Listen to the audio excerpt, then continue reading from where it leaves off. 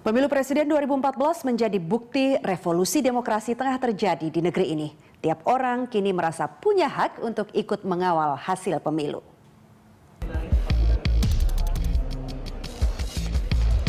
Sepekan setelah pemilu presiden, rekapitulasi suara kini tengah berlangsung di KPU Kabupaten Kota. Sementara KPU Pusat merampungkan tahapan rekapitulasi suara di luar negeri.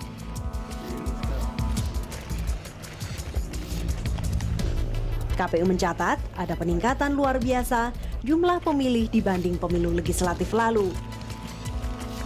Bahkan ada yang mencapai 900% seperti di Addis Ababa, Ethiopia.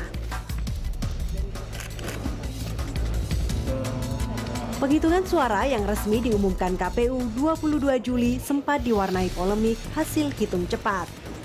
Ya kan di dalam undang-undang, dalam peraturan KPU sudah tegas dinyatakan bahwa yang diberikan otoritas untuk mengumumkan hasil pemilu secara resmi melalui rekapitulasi secara manual dan berjenjang itu adalah Komisi Pemilihan Umum. Ya itu tidak resmi, yang resmi adalah dan diberikan otoritas oleh negara itu adalah Komisi Pemilihan Umum. Jadi memang harus bersabar ya.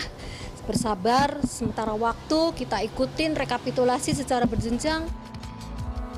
Gairah publik untuk ikut memantau penghitungan suara pemilu presiden 2014 meningkat. Di media sosial, warga aktif menyebarkan hasil pemantauan ataupun aduan dugaan kecurangan. Bahkan muncul situs-situs yang ikut memantau rekapitulasi suara. Di antaranya, laman www.kawalpemilu.org. Situs Kawal Pemilu dibuat Ainun Najib dalam waktu tak sampai 3 hari. Pria 29 tahun ini dibantu lebih dari 700 relawan yang memproses data C1 yang didapat dari open source KPU. Masyarakat juga bisa mengawasi rekapitulasi suara lewat situs resmi KPU. Anda bisa mengecek perolehan suara tiap pasangan capres di TPS seluruh Indonesia. Jika data yang dimiliki masyarakat berbeda dengan hasil scan KPU, Anda bisa mengadukan ke situs c1yanganeh.tumblr.com. Situs ini dijadikan rujukan KPU untuk bahan koreksi pemindaian C1, formulir hasil penghitungan suara di TPS. Di dalam sistem yang dibangun oleh KPU, di dalam peraturan KPU nomor 21 tahun 2014, bahwa ada yang berbeda di pemilu kali ini. Kami membuka secara cepat begitu ya. Formulir C1 yang dalam pemilu sebelumnya itu dianggap sebagai barang yang sakral begitu ya.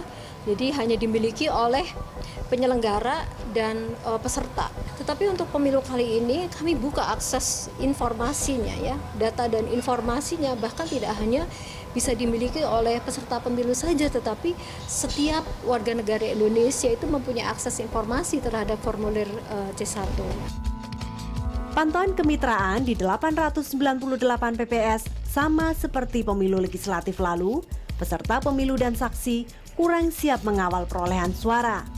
Padahal saksi yang menguasai masalah dan memahami aturan pemilu menjadi kunci agar tidak terjadi manipulasi suara. Karena pengalaman pemilu yang lalu, partai sebesar apapun, tidak satu pun partai yang mampu menempatkan saksi di semua TPS dan di semua PPS. Padahal penempatan saksi sangat penting. Nah terus yang kedua, kalau toh menempatkan saksi, sebagian saksi tidak paham aturan. Terus yang ketiga, kalau toh paham aturan, seringkali kurang militan dan belum tahu cara memperjuangkan haknya. Kemitraan mencemaskan akan terjadi ledakan masalah saat rekapitulasi nasional nanti. Di Jawa Tengah misalnya, PDI Perjuangan yang tercatat paling banyak menempatkan saksi dibandingkan peserta pemilu lain hanya memenuhi 83,92% dari 458 PPS. Pertama itu dari sisi transparansi ya. Jadi petugas di PPS tidak merespon keberatan dari saksi. Kemudian yang kedua, yang terjadi adalah dokumen hasil rekapitulasi dan berita acara itu kemudian tidak sampai ke tangan peserta pemilu dan penyelenggara pemilu. Yang ketiga itu memang hal ini bisa dipacu karena memang bukan tak mungkin petugas di PPS itu tidak memahami prosedur, tapi besar kemungkinan juga dan faktanya memang banyak karena memang tidak netral, kecenderungan untuk memenangkan partai politik tertentu.